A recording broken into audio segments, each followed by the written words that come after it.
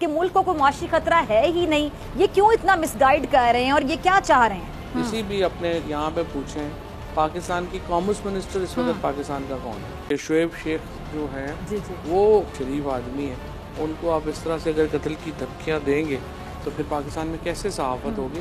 اور میں نے باقاعدہ پوچھا کہ میاں صاحب آپ کو شاباش دیتے تھے؟ جمائمہ صاحبہ کے گھر جا کے احتجاج کرنے پہ کہتے بالکل شاباش دیتے تھے۔ جو باتیں کہی ہیں اس کے فوراً بعد نواز شریف کا یو کے چھوڑ دینا بڑا سگنیفیکنٹ ہے۔ 50 سال کی ہسٹری ہے پیپلز پارٹی کی، کوئی ایک الیکشن انہوں نے نہیں کروایا، پچھلا الیکشن بھی زبردستی کوٹوں کے ذریعے سے کروایا گیا تھا، تو پورا شہر ہماری پشت پر کھڑا ہوگا اور پیپلز پارٹی کے لیے یہ ممکن ہی نہیں رہے گا کہ وہ بقیہ اختیارات نہ دیں۔ اتنا میں پورے اعتماد سے بات کر رہا ہوں انشاءاللہ۔ آپ کی باتوں سے لگتا ہے کہ کراچی کے مسائل کا حل صرف شاید جماعت اسلامی ہی ہے۔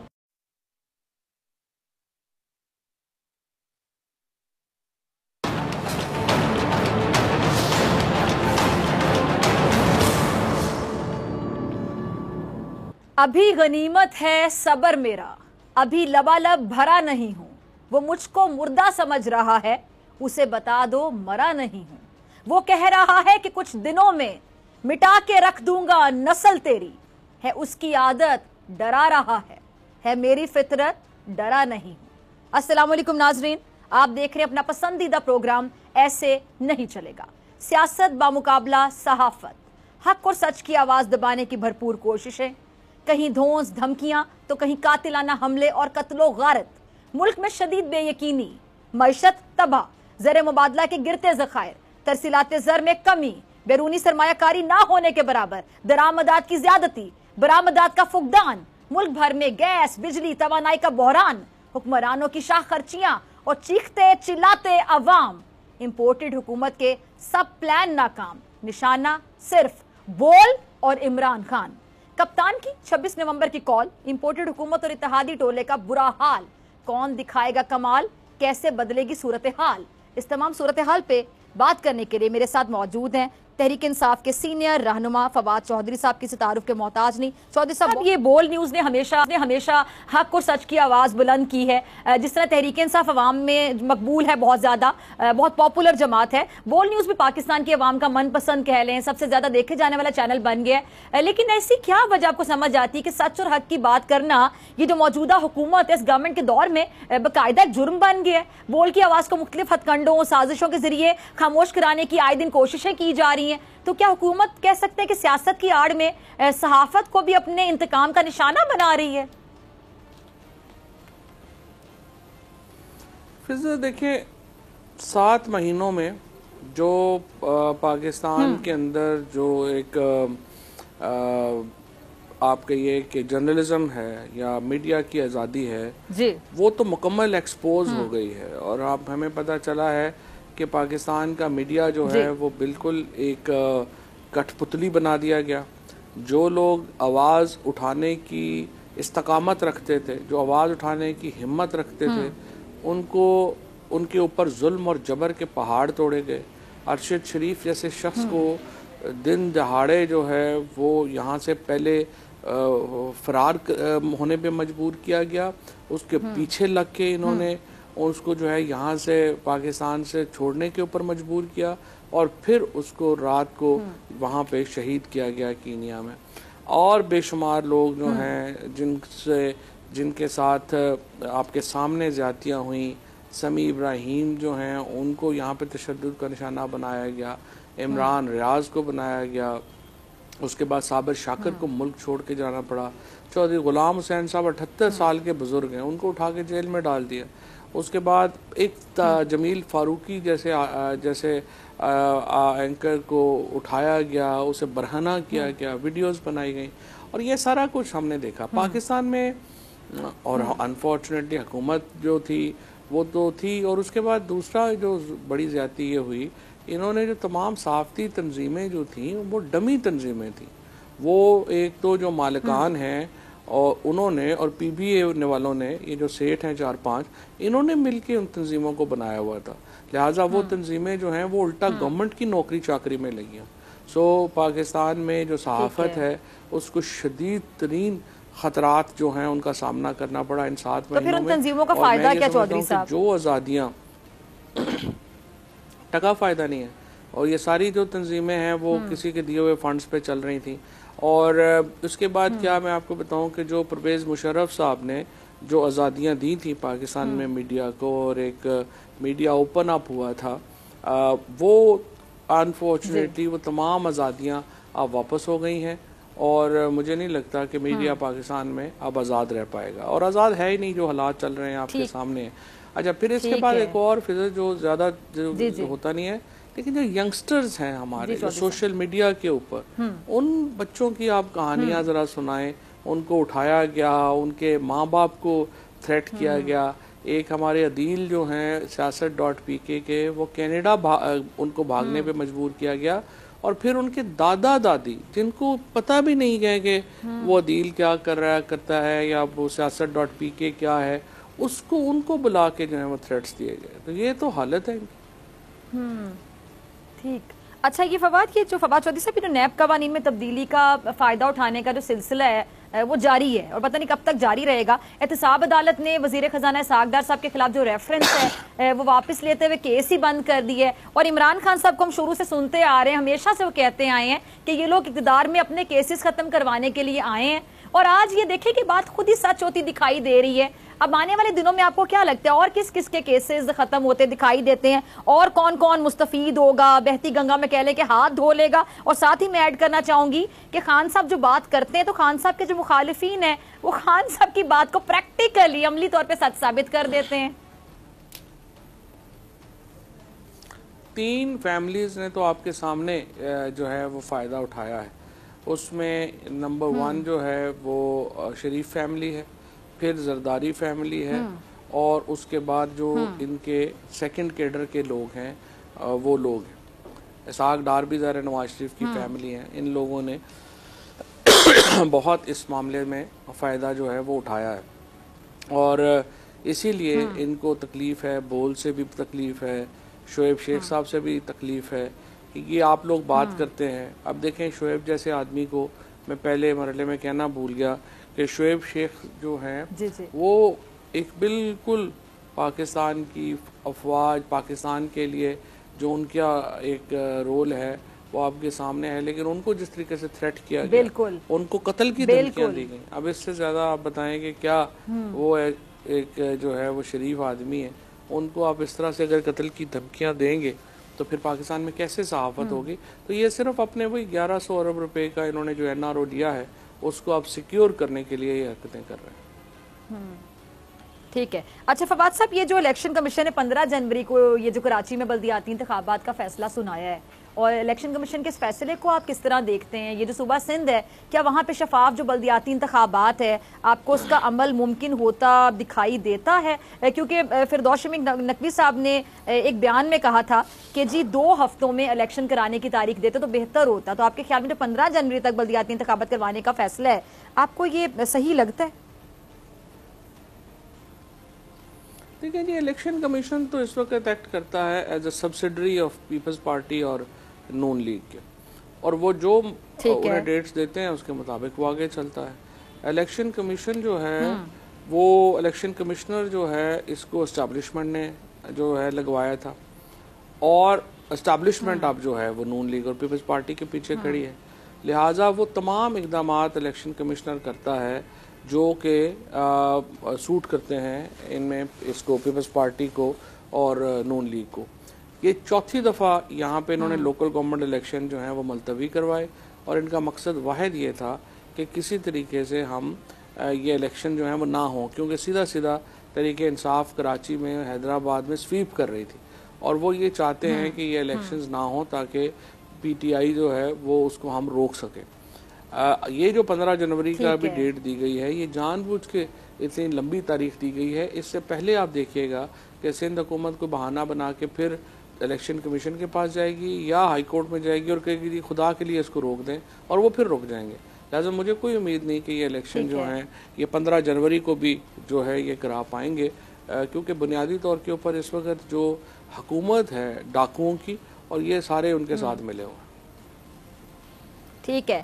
اچھا چودھری صاحب، یہ جو برطانیہ میں نون لیگ کے ترجمان تسنیم چودھری صاحب جو انہوں نے سنسنی خیز انکشافات کیے ہیں اور اس کے بعد پھر نواز شریف صاحب کا برطانیہ چھوڑ کر جانا، آپ کو یہ اتفاق لگتا ہے؟ کل میرے ساتھ پروگرام میں وہی موجود تھے اور فیاض الحسن چوہان صاحب بھی تھے، تو انہوں نے اور بھی بڑے انکشافات کیے. انہوں نے کہا کہ جی جو میاں صاحب ہیں وہ جب باہر نکلتے ہیں تو پی ٹی آئی کے کچھ لوگ وہاں کھڑے ہوتے ہیں تو اتنے تنگ ہوتے ہیں کہ میاں صاحب کے سیکرٹری مجھے کال کرتے تھے کہ 50-60 بندے لے کر آ جاؤ، تو ہم وہاں جاتے تھے، ہیون فیلڈ کے باہر دوسرے گیٹ کے پاس کھڑے ہوتے تھے، تو پھر میاں صاحب کے ارد گرد ہم لائن بناتے تو میاں صاحب کو گاڑی میں بٹھایا جاتا تھا. اور جمائمہ صاحبہ کے گھر کے باہر بھی جا کے جب ہم احتجاج کرتے تھے تو مجھے باقاعدہ کال آتی تھی، پھر شاباش کے لیے الگ کال آتی تھی، پھر پارٹی کی جاتی تھی. اور میں نے باقاعدہ پوچھا کہ میاں صاحب آپ کو شاباش دیتے تھے؟ جمائمہ صاحبہ کے گھر جا کے احتجاج کرنے پہ کہتے بالکل شاباش دیتے تھے. یہ کیا ہو رہا ہے؟ یہ جو تسنیم حیدر شاہ نے جو بات کی ہے، دیکھیے وہ برطانیہ جو ہے نا وہ پاکستان کا عدالتی نظام نہیں ہے. یہاں پہ تو ظاہر ہے عدالتی نظام بیچارہ جو ہے وہ جی تسنیم شاہ صاحب، سوری میں نے چودھری بول دیا، چل رہا کہ پاکستان میں جی جو یہ تسنیم حیدر شاہ ہیں، انہوں نے جو باتیں کہی ہیں اس کے فوراً بعد نواز شریف کا یو کے چھوڑ دینا بڑا سگنیفیکنٹ ہے. اس کی وجہ یہ ہے کہ دیکھیے الزام وہ یہ لگا رہے ہیں کہ یو کے میں کرمنل کانسپریسی ہیچ ہوئی، یو کے اندر ایک کرمنل کانسپریسی کی گئی جس کا مقصد ایک تیسرے ملک میں ایک جرنلسٹ کو اور ایک فارمر پرائم منسٹر کو اسیسینیٹ کرنا تھا. اب یہ بہت ہی ایک سیریس اور بہت ہی میں سمجھتا ہوں کہ ایک ایسا الزام ہے جس کے بڑے کانسیکوینسز ہیں. اور اس کے بعد یہ جس طرح سے یہ چھوڑ کے یہ لوگ گئے ہیں اس سے ثابت ہوتا ہے کہ اس الزام میں، کیونکہ دیکھیں یہ الزام اگر جھوٹا ہے تو اس کا مطلب یہ ہے کہ یہ تسنیم شاہ ہے یہ 7 سے 10 سال جیل جائے گا، اس سے کم میں یہ باہر نہیں رہے گا. سو کوئی بھی شخص اس طرح اور وہ بڑے کانفیڈنٹ تھے کل پروگرام میں چودھری صاحب، وہ کہہ رہے تھے کہ برطانیہ کو جو قانون ہے وہ بڑے کانفیڈنٹ تھے، انہوں نے کہا گرفتار ہوں گے یہ نواز شریف صاحب. اور نہ صرف یہ کہ وہ کانفیڈنٹ ہیں بلکہ انہوں نے جو پریس کانفرنس بھی کی وہ بھی اپنے وکیل کے ساتھ بٹھا کے انہوں نے کی. اب وہ جو وکیل ہے اس کو بھی پتا ہے کہ اس کا لائسنس سسپینڈ ہو جاتا اگر وہ کوئی بغیر کسی اس کے جو ہے یہ اس طرح کی گفتگو ہوتی ہے، بات ہوتی. لہٰذا ان کے الزامات بڑے سیریس ہیں اور مجھے لگتا یہی ہے کہ اس پہ بات آگے بڑھے گی. اچھا انہوں نے ایک اور بات کی تھی، انہوں نے ناصر بٹ صاحب جو ان کو ملاقات کے لیے لے کر گئے. ناصر بٹ صاحب آپ کو پتہ ہے کس قسم کا کریکٹر ہے، پہلے بھی جو ماضی میں ملاقاتیں وہ کرواتے رہے ہیں، ویڈیو وغیرہ آپ کے سامنے ہیں. تو ناصر بٹ صاحب کا بھی کہہ رہے تھے کہ وہ پھنسے ہوئے ہیں، مطلب ایسے لوگ ہیں جو چھوڑنا چاہتے ہیں پارٹی کو لیکن چھوڑ نہیں سکتے ہیں، نہ آگے جا سکتے ہیں نہ پیچھے جا سکتے ہیں. یعنی ان کی بھی کوئی ویڈیوز ہوں گی، مریم صاحبہ تو ویڈیوز بنانے میں ماہر ہیں، ان کے پاس ریکارڈ اکٹھا ہوتا ہے تو بلیک میل کرنے کے لیے. اس کا مطلب نون لیگ سے بہت سے لوگ تنگ ہیں. میں انہیں جانتا نہیں ہوں، so I can't comment.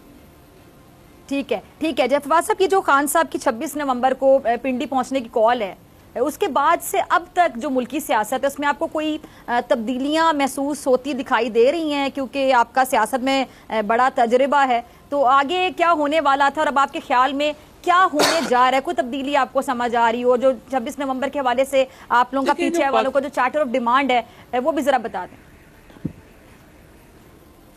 ہمارا تو ایک ہی چارٹر آف ڈیمانڈ ہے اور ہم کہہ رہے ہیں کہ آپ ملک میں نئے الیکشنز کروائیں.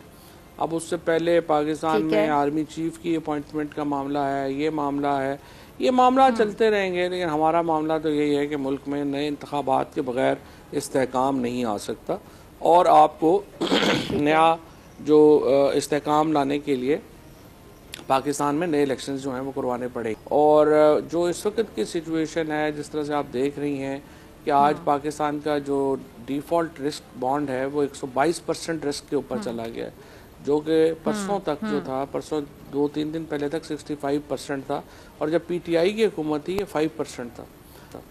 تو اب آپ اس سے اندازہ لگا رہے ہیں کہ ہمارا ڈیفالٹ کا کتنا زیادہ جو ریشو ہے وہ اوپر چلا گیا ہے اور یہ بڑی فکر کی بات ہے. اور دوسری دفعہ یہ ایسا ہوا ہے اس حکومت کے 7 مہینوں کے کہ ہم ڈیفالٹ کے پاس چلیں گے. تو پاکستان میں جو بھی نیا آرمی چیف آنا ہے اس نے دیکھنا ہے کہ یہ صورتحال وہ کیسے کنٹینیو کرے گا اور کیسے وہ اس چیز کو جو ہے وہ سارٹ آؤٹ کرے گا. میرے خیال میں سوائے نئے انتخابات کے اور کوئی چارہ کار ہے نہیں. ٹھیک ہے. اب یہ جو ایک طرف حکومت نے اہم تعیناتی پہ اپنا موقف دیا ہے کہ جی 2 سے 3 دن میں جو عمل ہے مکمل ہو جائے گا, اس حوالے سے میں آپ کی رائے لینا چاہ رہی ہوں. اور یہ جو وزیر دفاع صاحب ہیں ان کے بھی بیانات آپ دیکھ رہے ہوں گے, نجی ٹی وی چینل میں بیٹھ کے وہ گفتگو بھی کر رہے ہیں, ان پہ بھی کافی زیادہ بحث ہو رہی ہے. تو جو معاملہ ہے یہ اتنا یہ جاننے کی کیفیت کیسے پیدا ہو گئی فواد چودھری صاحب اتنے اہم معاملے میں, آپ کو کیا سمجھ آ رہی ہے؟ دیکھیں فضا, یہ تو اب حکومت جانے اور فوج جانے. اپیرنٹلی تو یہی لگ رہا ہے کہ حکومت جو جی ایچ کیو سے سمری چاہ رہی تھی وہ سمری نہیں آئی ہے. شاہد خاقان عباسی صاحب اور رانا ثناء اللہ کے بیانات سنے تو وہ بڑے جو ہیں they are very angry, they are very furious, اور وہ کہہ رہے ہیں جی کہ یہ بڑی غلط بات ہے, آئین کی خلاف ورزی ہوگی ہے, بلا بلا. تو اب یہ تو دیکھتے ہیں اگلے 24-48 گھنٹوں میں کیا ہوتا ہے اور حکومت کس طرح سے اس کو لے کے آگے بڑھتی ہے. ٹھیک ہے چودھری صاحب, یہ جو عوام کو مہنگائی اور قرضوں سے نجات کے حوالے سے یہ جو حکومت نے رواں مالی سال جولائی سے اکتوبر تک 4 ارب 25 کروڑ ڈالر قرض لے لیا ہے, تو جو قرض ہے کمرشل بینکوں, IMF, ایشیا ترقیاتی بینک, اسلامک ڈیولپمنٹ بینک سے لیا گیا, تو اس کے باوجود حکومت کا یہ کہنا کہ ملک کو کوئی معاشی خطرہ ہے ہی نہیں, یہ کیوں اتنا مس گائیڈ کر رہے ہیں اور یہ کیا چاہ رہے ہیں؟ نہیں دیکھو نا, کوئی پالیسی نہیں ہے. آپ مجھے بتائیں, آپ روزانہ پروگرام کرتی ہیں, آپ مجھے بتائیں پاکستان کا انڈسٹریز منسٹر کا کیا نام ہے؟ آپ کسی بھی اپنے یہاں پہ پوچھیں پاکستان کی کامرس منسٹر اس وقت پاکستان کا کون ہے. آپ کو احساس ہوگا کہ آپ کے یہ جو منسٹرز ہیں یہ کبھی نظر ہی نہیں آئے, کبھی میڈیا پہ ان کی کوئی کمیونیکیشن ہی نہیں ہے, انڈسٹریز کے ساتھ ان کی کوئی کمیونیکیشن نہیں ہے, ان کو پتہ نہیں ہے پالیسی کیا ہے, کس نے کیا کرنا ہے, کدھر جانا ہے. انڈسٹریلسٹ جو ہیں وہ پریشان ہیں, ہمارا ایکسپورٹر کا بیڑا غرق ہو گیا ہے اور حکومت غائب ہے. وہ کبھی ترکی, کبھی ادھر, کبھی ادھر, کبھی چائنا, کبھی امریکہ, کبھی لنڈن, بس وہ دوروں کے اوپر ہیں. اور سوائے اس کے کہ ان کو دورے پڑے ہوئے ہیں اور تو کچھ ہو نہیں رہا. سو پاکستان کی اکانومی از ان شیمبلز. پاکستان کا عام آدمی جو ہے اس کے لیے روزانہ کے بل دینا, گروسری, یہی ایک عذاب بن گیا ہے, اور انڈسٹریلسٹ جو ہے اس کے لیے کاروبار ایک عذاب بن گیا, وہ بیٹھ گیا.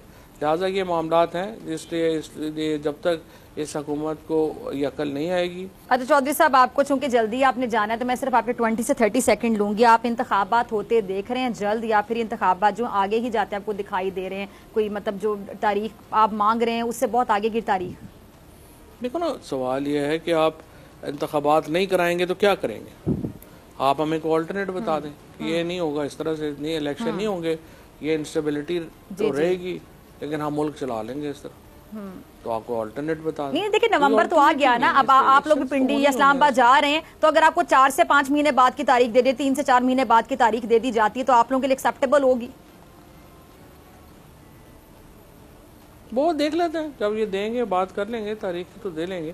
لیکن یہ ہے کہ پاکستان میں الیکشنز کی اناؤنسمنٹ, ارلی الیکشنز کی اناؤنسمنٹ بہت امپورٹنٹ ہے, اس کے علاوہ ملک میں اسٹیبلٹی نہیں آ سکتی. ٹھیک ہے چودھری صاحب, آپ کا یہ کہنا ہے کہ الیکشن کی ڈیٹ اناؤنس ہو جائے, تھوڑی دیر بعد بھی ہو تو پھر وہ دیکھا جائے گا, اس پہ بات ہو سکتی ہے. اور بالکل صحیح کہ جی پولیٹیکل سٹیبلٹی جو الیکشن کی تاریخ اناؤنس کی جائے گی, الیکشن ہوں گے, عام انتخابات, پولیٹیکل سٹیبلٹی آئے گی. اور ناظرین جیسے کہ پولیٹیکل سٹیبلٹی کے ساتھ ہی ہماری جو معیشت ہے, اکانومی, اس کی سٹیبلٹی جڑی ہوئی ہے. جب پولیٹیکل سٹیبلٹی آئے گی تو ہی ہماری اکانومی, ہماری معیشت جو ہے وہ سٹیبل ہوگی. ٹھیک ہے چودھری صاحب, بہت شکریہ آپ کے وقت کے لیے. ناظرین آپ سے ملاقات ہوگی اس بریک کے بعد.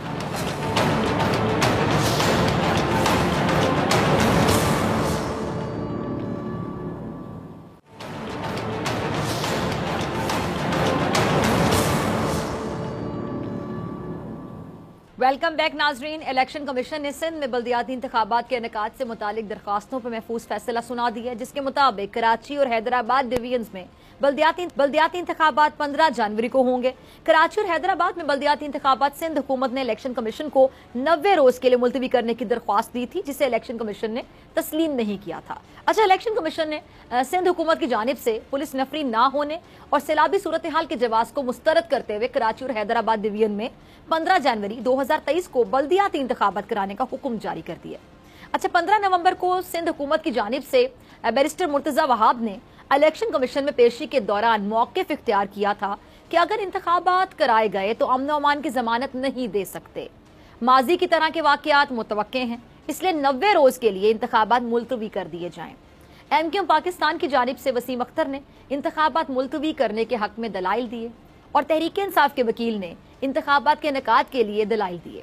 IG सिंध और चीफ सेक्रेटरी ने सिफारिश की कि इलेक्शन अभी ना कराए जाएं। सिंध हुकूमत ने 17,000 पुलिस नफरी की शॉर्टेज का मौक़िफ़ अपनाया, जिस पर जमात इस्लामी कराची के अमीर हाफिज नईमुर रहमान साहब ने कहा कि हम रिलीफ के कामों में मशगूल हैं, हमें मालूम है कि वहाँ कितनी नफरी है। IG सिंध ने भी कहा कि जितनी तादाद सिंध हुकूमत बता रही है, अहलकारों की इतनी किल्लत नहीं है। अच्छा, 3 बार इल्तिबा का शिकार होने वाले सिंध के बल्दियाती इंतखाबात 15 जनवरी को हो पाएंगे। पुलिस की नफरी में कमी के सबब अमन की जो सूरत हाल है बरकरार रह पाएगी, और कराची और हैदराबाद को इस वक्त बल्दियाती नुमाइंदों की कितनी ज़रूरत है।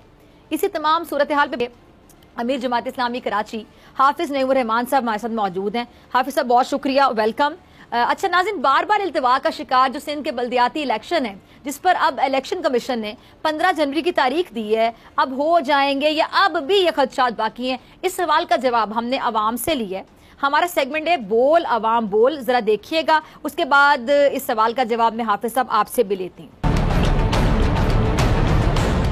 नहीं, हमें तो नहीं लगता कि ये इंतखाबात होंगे, क्योंकि इससे पहले भी 2 दफ़ा तारीख दी है, कैंसिल हो गए थे, और इस बार भी हमें ऐसा ही लगता है कि बहुत मुश्किल है कि इलेक्शन हो पाए। अभी ये तो कुछ कह नहीं सकते, डिले होते हुए नज़र आ रहे हैं, जब से अब तक और डिले होंगे, ये तो नहीं हो पाएंगे। पूरी ये मुश्किल है, नामुमकिन चीज़ है, ये कभी हो नहीं सकता। ये तो मुझे लगता है कि लोग डरते पीछे हट रहे कि खान साहब ना जीते और दोबारा ना जाए। जी, तो अवाम की राय आपने जानी बोल अवाम बोल सेगमेंट में। हाफिज नईमुर रहमान साहब, मैं अब आपकी तरफ आना चाह रही हूँ। अच्छा, तो हाफिज साहब, ये जो सिंध की हुक्मरान जमात है, आपको क्या लगता है कि क्यों ये इंतखाबात को मुलतवी करना चाहती है? इस पूरी सूरत हाल को आप कैसे देखते हैं? अच्छा देखिए फिजाई, एक तो बात यह है कि जो पीपल्स पार्टी है ना, बल्कि जितनी भी पार्टियां हैं, नून लीग है, बल्कि अब तो PTI भी उसी में शामिल है, कि बल्दियाती इंतखाब नहीं कराना चाहते। या तो कोर्ट के जरिए आप करवाएं या इलेक्शन कमीशन के जरिए करवाएं। 50 साल की हिस्ट्री है पीपल्स पार्टी की, कोई एक इलेक्शन इन्होंने नहीं करवाया। पिछला इलेक्शन भी जबरदस्ती कोर्टों के जरिए से करवाया गया था 2015 में, और अब भी 2 साल से जायद की मुद्दत हो गई है कि जिसमें ये ड्यू है 2020 अगस्त से, और इन्होंने इलेक्शन नहीं करवाया। तो इसलिए एक तो इनके इनबिल्ट प्रॉब्लम है कि ये इख्तियारात को नीचे मुंतकिल नहीं करना चाहते। ये सरमायादाराना और जागीरदाराना ज़हनियत है, ये इलेक्टेबल्स की सियासत है कि ताकत चंद हाथों में रहे। ये ख़ानदान पे चलने वाली जमातें हैं, ये विरासत और वसीयत पे चलती हैं, तो ये किसी को भी बाइख्तियार नहीं बनाना चाहते, पहली बात। दूसरी बात यह है कि जब इंतखाबात होने लगते हैं तो ये उसके इल्तिवा के लिए कोई ना कोई ऐसी चीज़ करते हैं कि जिसके नतीजे में इनको रिलीफ मिल जाए। कराची में स्पेशली इनका मसला ये है कि ये इलेक्शन नहीं जीत सकते, क्योंकि इनका मजमूई जो एटीट्यूड है वो कराची दुश्मन है। और आप देख लें, छोड़े बाकी बातों को, 15 साल में इन्होंने जो बेड़ा गर्क पूरे सूबे का किया है, स्पेशली कराची, वो सबके सामने है। इस वक्त भी जबकि इनको ये तवक्को थी कि कहीं इंतखाबात हो ही ना जाएं, तो इन्होंने कुछ तरक्याती काम करना शुरू किए, और उनका हाल ये है कि 15 अरब रुपए से जो पैचवर्क ये कर रहे हैं, इधर सड़क बनाते हैं उधर टूट जाती है। पहले ये सड़कें बारिश और सीवरेज के पानी से टूटती थी, अब तो हवा और सूरज की रोशनी से भी टूट जाती हैं। इतना गंदा मटेरियल ये इस्तेमाल कर रहे हैं, गोया 80-90% करप्शन का धंधा चल रहा है।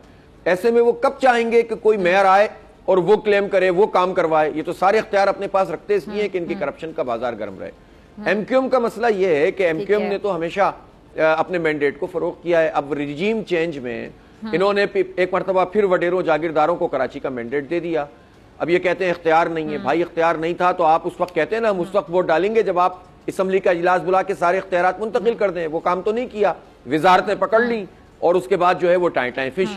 इसलिए हम ये समझते हैं कि ये तो इनबिल्ट ये चाहते नहीं है। जमात इस्लामी बहुत इसमें फर्म है, हम आवाम की तर्जुमानी कर रहे हैं। लोकल बॉडीज का में तजर्बा है। नेमतुल्लाह खान साहब और अब्दुलसत्तार अफगानी ने शहर को तामीर किया है, और अब भी शहर जिन हालात से दो चार है, इसमें इंशाल्लाह हम डिलीवर करेंगे। और लोगों की राय भी हमारे लिए आ रही है। अल्लाह ने चाहा तो इंशाल्लाह इंतखाब होगा भी और जमात इस्लामी जीतेगी भी।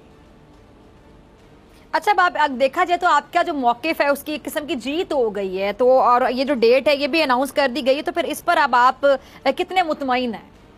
देखें, जाहिर है कि एक तो थोड़ा सा इन्होंने ज़्यादा ही दिन ले ली है, हालांकि होना ही चाहिए था कि महीना या ज़्यादा 30-35 दिन में कर सकते थे ये, लेकिन चलें अब देर आयत दुरुस्त आयत, अब इन्होंने फिक्स कर दिया है।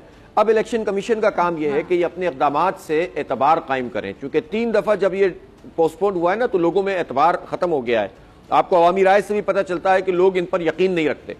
तो ये यकीन बनाने के लिए करना ये होगा कि सबसे पहले तो मुर्तज़ा वहाब साहब की छुट्टी करें, جو برطرف کریں ان کو، اس لیے کہ یہ ناجائز طریقے سے سیاسی ایڈمنسٹریٹر بیٹھا ہوا ہے اس وقت. ظاہر ہے کہ مرتضی وہاب صاحب کی شکل کا مسئلہ نہیں ہے ہمارے لیے، مسئلہ یہ کہ طریقہ کار غلط ہے.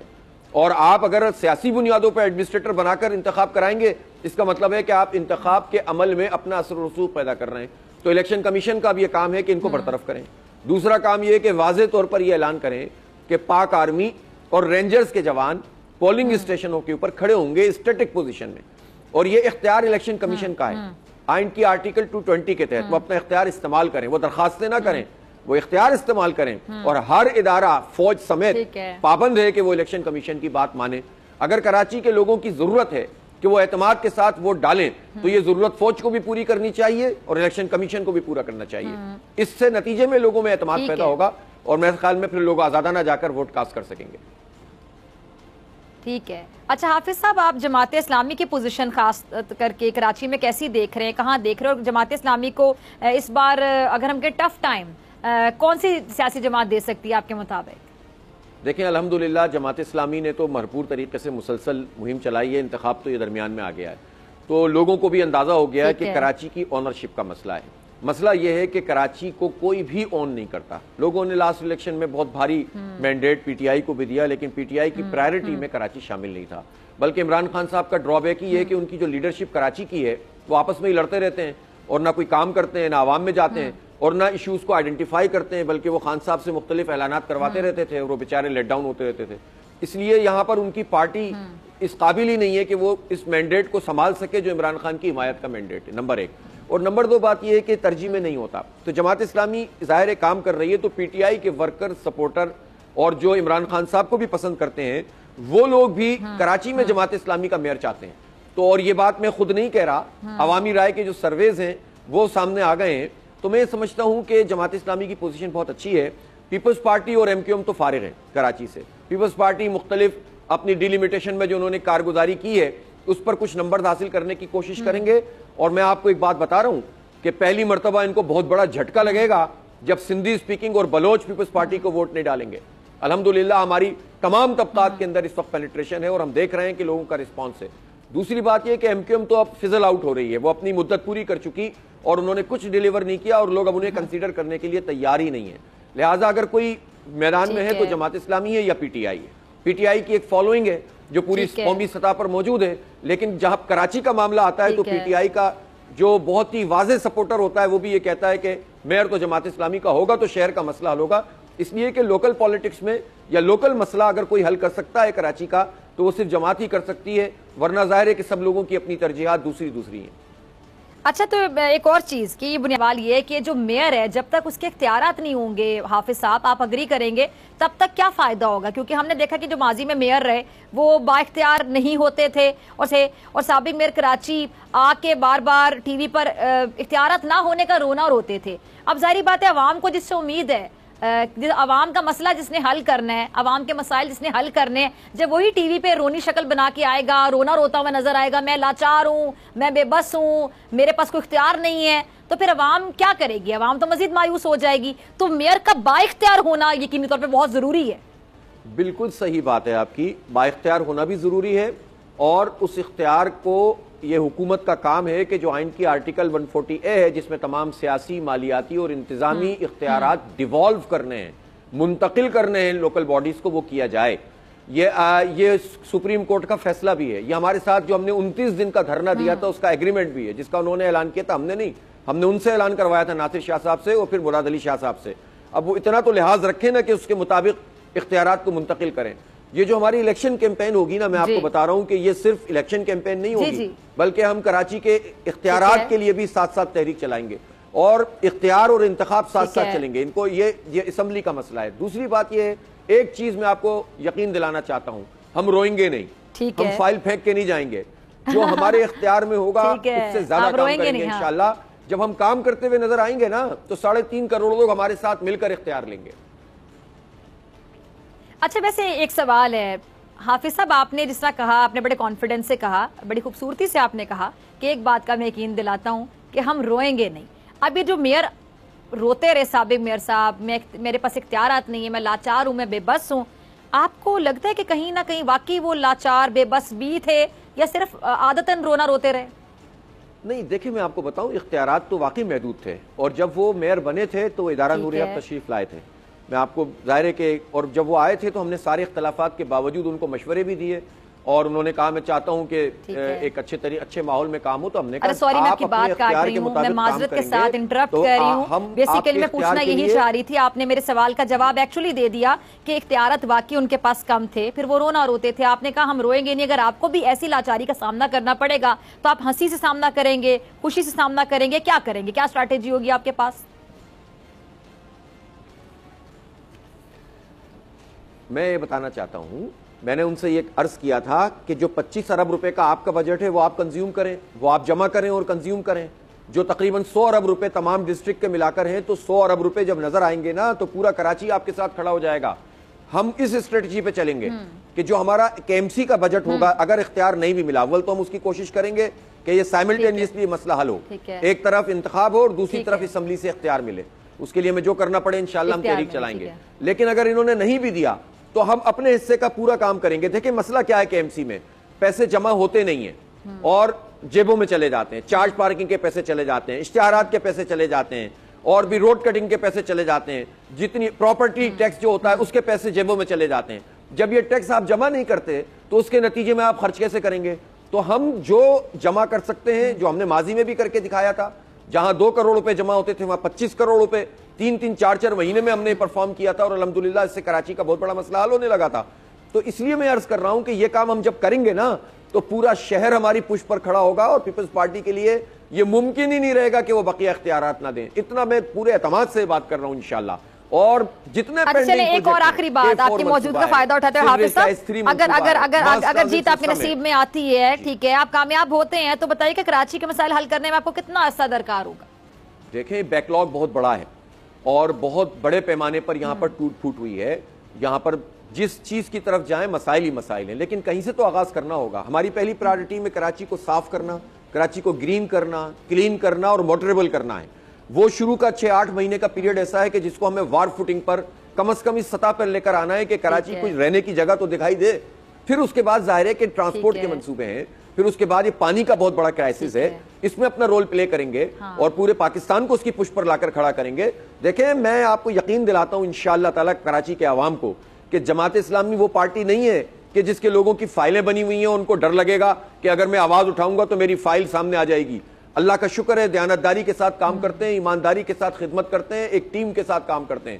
ہمیں پتہ ہے کراچی کا مسئلہ کیا ہے اور دیانتداری اور امانتداری کے ساتھ ڈیلیور کرنے کی صلاحیت رکھتے ہیں. جب ہم یہ کر رہے ہوں گے نا تو کسی نہ صوبائی حکومت نہ وفاقی حکومت کے بس میں نہیں ہوگا کہ وہ ہمیں ٹال سکیں یا کراچی کو لیٹ ڈاؤن کر سکیں. انشاءاللہ اتنا ایسا مقدمہ لڑیں گے کہ ان کو سارے کام کروائیں گے، انہی سے کروائیں گے انشاءاللہ.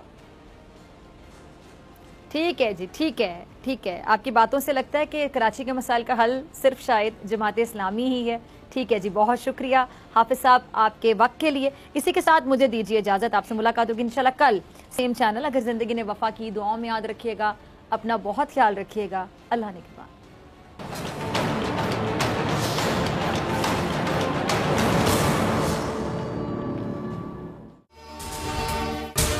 اگر آپ کو یہ ویڈیو پسند آئی تو سبسکرائب کریں اور بیل آئیکن پر کلک کریں.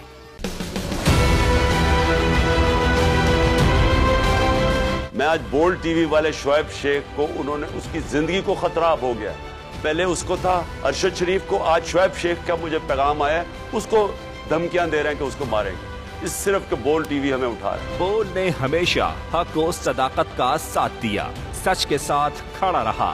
ہم ہیں مثال ابر، اگر اس ہوا سے ہم ڈر کر سمٹ ہی جائیں گے ایسے بھی ہم نے. بڑی مشکلات، بڑے بڑے چیلنجز، صرف بول کھڑا رہا، بول ڈٹا رہا.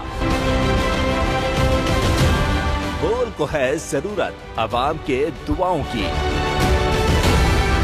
اظہار آزادی کے لیے، پاکستان کے لیے، پاکستانی عوام کے لیے.